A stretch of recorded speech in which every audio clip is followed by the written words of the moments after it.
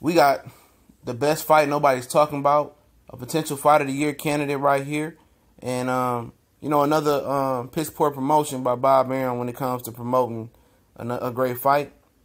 And Oscar Valdez is somehow the main event versus a undefeated guy they found from the depths of hell or wherever they found him from.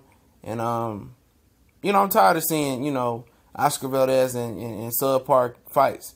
And now they're trying to find an undefeated fighter to sell it to ESPN and sell it to y'all like this is a great fight. It's probably not. Another stepping stone for Oscar Valdez. And I wouldn't be surprised if, Lomachenko fought the guy next like he did Moraga after Valdez beat him.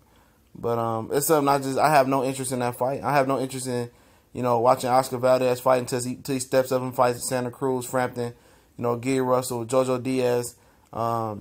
Somebody. I'm tired of just watching them in bullshit fights. I love the kid. I love the way he fights. I just got a shitty promoter when it comes to trying to make other fights with other promotional companies. But this is your boy CJ Goodfellow. We back with the Boxing Clinic, and let's talk about the truth right here. This fight is gonna be the truth. Two undefeated fighters. Two tall super middleweights. Ramirez being 6'2.5", might as well 6'3". Jesse Hart 6'3".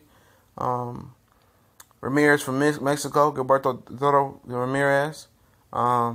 And Bob Arum feels like he got a lot of potential.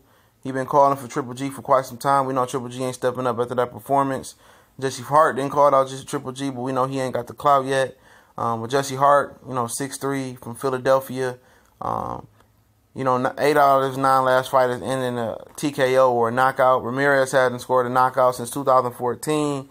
And people say, well, the competition level. Well, Ramirez ain't been fighting that good competition like I thought he should be.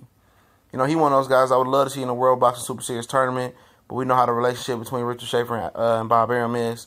But this is going to be a barn burner right here. Both guys look ready for war. You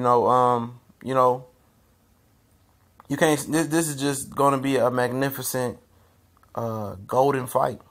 I know it is, unless some freak accident happen, like Kermit said, trying to Paul Williams or something like that happens, or Chad Dawson or Bernard Hopkins won.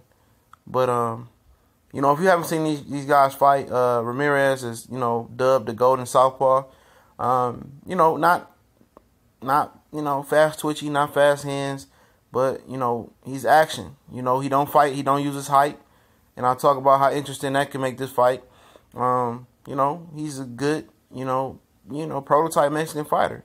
He want to mix it up. He like going to the body, like the uppercut, he like the jab. 1-2 is his best two punches, in my opinion. Shooting a jab in the right, or shooting a jab in the left hand behind it. And I'm going to tell you why that's going to serve him right in this fight. Potentially, because his opponent, let's talk about Jesse Hart. He's a guy that been wanting the top spot for some time. He been talking shit. He have an opinion on everybody. Talking shit about Carl Fry. Not Carl Fry. Talking shit about Golovkin. Talking shit about any and everybody. Calling people hype jobs. And this is his time to step up. The pressure is on him. The dude from Philly, it's on him. With J-Rock being knocked out, Bernard Hopkins retiring, Danny Garcia being on some bullshit.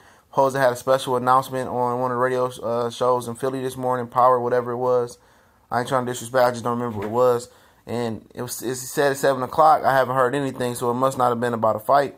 So, they looking for somebody to take over, take the top spot for Philly. And this could be the start of Jesse Hart's crusade by becoming a legitimate world champion. And Jesse is erratic. He's reckless in the ring. He got a lot of tools, fast, quick, power, speed, can place his punches while being erratic with his punches.